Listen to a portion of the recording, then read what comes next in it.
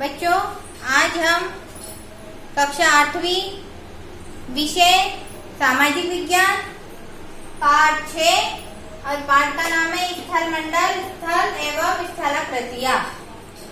तो बच्चों, ये पाठ को आप घर पे 2-3 बार पढ़ लेना। इसमें आपको पाठ बहुत अच्छा है। इसको पढ़ोगे तो समझ में आ जाएगा। 2-3 बार पढ़ोगे तो इसमें जो भी दिया है, ज्वालामुखी के बारे में दिया है, वलन के बारे में दिया है, भ्रमशन के बारे में दिया है, क्रांतीय शैल के बारे में दिया है, अवसादी शैल के बारे में दिया है। तो ये क्या है, बहुत सारी बातें इसमें जो है वो आपको पढ़ने के बाद पता चल जाएगा। तो बच्चों, आज अपन इसके बारे में जो भी शॉर्टकट जो रहती है या महत्वपूर्ण बिंदु बोले जाते हैं, जो मैं बताई जा रही हूँ, उसको आप ध्यान से सुन लेना। आपको अगर इस वीडियो में एक बार समझ में नहीं आया तो 2 या 3 बार आप सुन लेना इस वीडियो को, तो आपको इसके बारे में पता चल जाएगा। और किताब को भी आपको 2 या 3 बार पढ़ना है। तो अब बच्चों, इसके मैं कुछ महत्वपूर्ण बिंदु बता रही हूँ, इसको ध्यानपूर्वक सुन लेना। पृथ्वी के सबसे बाहर वाले भाग को कोश स्थल मंडल कहते हैं। पृथ्वी के आंतरिक भाग और तापमान गहराई के अनुसार बढ़ता जाता है और घटता भी है। स्थल मंडल में पाए जाने वाले शैलों को विभिन्न प्रकार के खनिज और मिश्रण होते हैं। इसमें स्थल मंडल में पाए जाने वाले अंदर, तो पृथ्वी में 29% भाग पर स्थल मंडल और 31% भाग पर जल है। स्थलाकृतियों के मैदानों भागों की जनसंख्या का घनत्व सबसे अधिक होता है। पृथ्वी के अंदर 32 मीटर की गहराई पर 1 सेल्सियस तापमान बढ़ जाता है। स्थलाकृति के अंतर्गत पर्वत, पठार और मैदान आते हैं।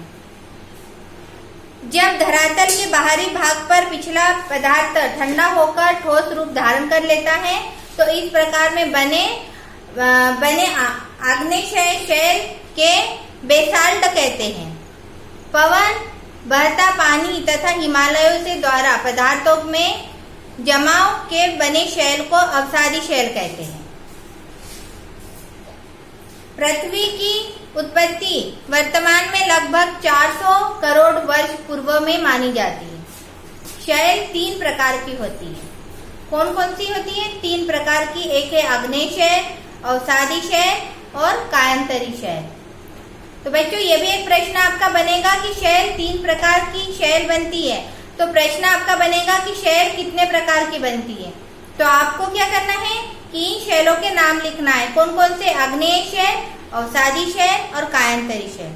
तो बच्चों, ये 3 प्रकार की शैल है, जिससे आपको इसको समझना है और लिखना है। तो धरातल का वह भाग जो समुद्र से 1000 मीटर या इससे अधिक ऊंचा हो, उसको क्या बोलते हैं? पर्वत बोलते हैं। ये भी एक प्रश्न बनेगा कि पर्वत कितने मीटर ऊंचाई से बना हुआ है। तो आपको इसको 1000 मीटर इससे अधिक ऊंचा है, ये भी आपको लिखना पड़ेगा। अब आया है अपना ज्वालामुखी पर। ज्वालामुखी कितने प्रकार की होती है, ये प्रश्न आपका बनेगा और ये प्रश्न हर बार पूछा जाता है। तो आपको क्या करना है कि इसके बारे में आपको ध्यानपूर्वक पढ़ना है और इससे आप इस प्रश्न को उत्तर अपने मन से लिख सकते हो। तो ज्वालामुखी 3 प्रकार से बनती है। एक सक्रिय ज्वालामुखी, एक अर्ध सक्रिय ज्वालामुखी, उसको दूसरा बोलते हैं प्रस्तुत ज्वालामुखी, और तीसरा है विस्तृत ज्वालामुखी और इसको बोला जाता है शांत ज्वालामुखी। तो आपको अगर विस्तृत नहीं आया तो शांत ज्वालामुखी भी बोल सकते हैं। अर्ध सक्रिय ज्वालामुखी नहीं आया तो प्रस्तुत ज्वालामुखी बोल सकते हैं। तो ये 3 प्रकार के ज्वालामुखी है। सर्वाधिक ज्वालामुखी प्रशांत महासागर के चारों ओर से तटीय भागों तक तथा महाद्वीप क्षेत्रों में पाए जाते हैं। इसलिए इस पेटी की अग्नेयवल कहा जाता है। भूकंप की उत्पत्ति जिस स्थान पर होती है उसे भूकंप केंद्र या फोकस कहते हैं। तो बच्चों, हमें पृथ्वी के आंतरिक संरचना का भूगर्भ का ज्ञान बहुत कम हो पाया जाए।